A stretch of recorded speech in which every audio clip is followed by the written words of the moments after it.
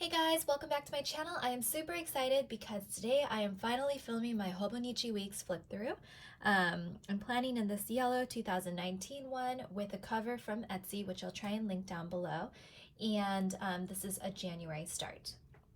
In terms of some of the items that I used or switched over to when I switched from the cousin into the weeks, I went from using a Tri Plus fine liner. If you guys followed me last year, you'll know that I use these pretty much every single day. And I moved into the Pigma Micron 01. And initially I picked up this set of 6 pens from Michaels, and I think I have this on Amazon too, or they have it on Amazon.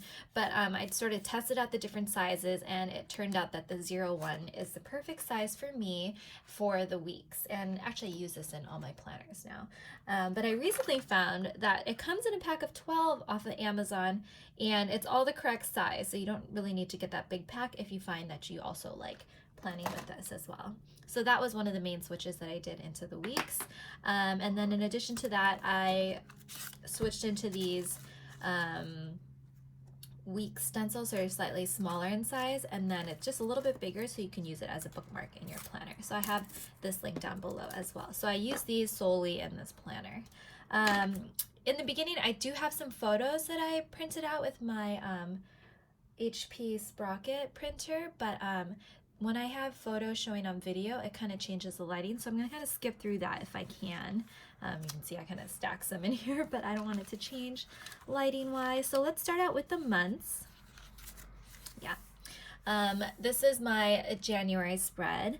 As you can see, I did some lettering here with my gray mild liner. All I do is I use the bullet end tip here, and I letter in cursive, and then I use the 01 micron pen to kind of highlight around it. For this little banner here, I believe I just used this over here and then shifted it over for the year. And then I used some of the other outlines for these here, but you can see I added some gold washi tape, which kind of added a nice pop in the spread. And then I used the banners to highlight birthdays or different special events, and then some of these stickers here from Planner Street sticker shop. On February, I decided to go with kind of a pink theme for Valentine's Day. I have this cute boba die cut from Mommy Lay, and this little heart from her Little Bits box as well. But then I went with some of these washi tapes, which I think some are from Love Cynthia's website, and I think this is from Mommy Lay's Little Bits box as well. Sticker from Planner Street, same kind of lettering as January. All it is my handwriting in cursive with the mild liner. And then, yeah, I use some of the banners again to highlight special things in the month. The weeks is kind of cool because it has a little important, well, I'm making it my important area, but let's see if there's a blank one. These little check boxes here, so you can add in things that are highlighted for the month. I don't know if I had anything for January, probably not. Oh no, I did. Things I wanted to do here. And then we're into March. I tried something new. I put the washi tape on the left side, which I kind of like, so I might try this in April. I haven't decided just yet, but it did take out the need though for the lettering, so that's, you know, the only negative to it. But then I started this month to try and write in some things each day, and I sort of like it. I think actually in March is when I picked up the box of the 01 because I was kind of using my other 01, which was wearing down, and I was like, oh, I don't want to pick up a whole pack just to get another one of the pens. But then finding the pack of 12, I'm writing a little bit more with it, so if it wears out, I've got extra, so I'm happy about that. So those are my month layouts so far. I haven't done much for April or the rest. I think I'm going to do them as I go. Last year I tried to do all of them at once, and then I sort of got sick of the design, so that's kind of how I'm going to go about it. Okay, let's see. So in these months, I have a lot of photos, so I'm going to skip through that so it doesn't change the coloring, and we'll start here.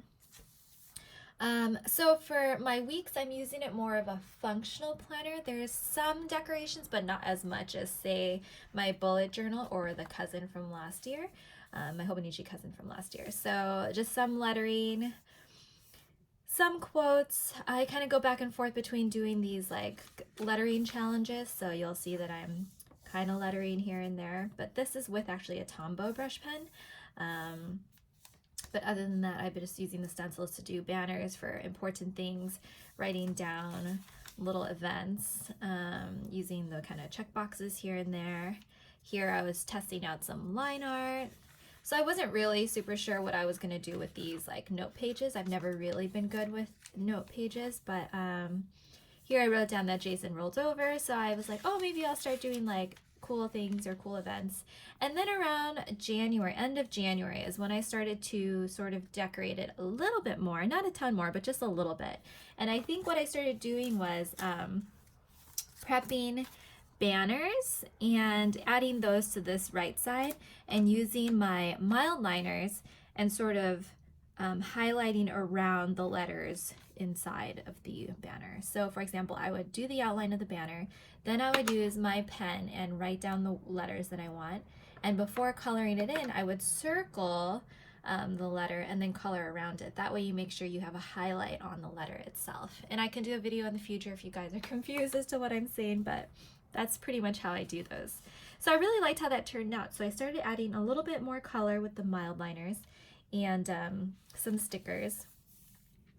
And then I started to do more banners and stickers as the weeks progressed because I thought, oh, that looks really cute. And I was really happy with these spreads. So they're not like super decorated, but a little bit more than I did earlier on in the year.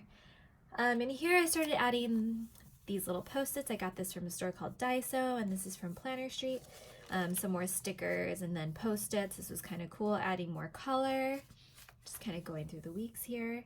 This week was kind of cool in that I did some more lettering, so maybe I'll do this more in the future. I'm not really sure. It just does take a little bit more time, but I did like how that worked.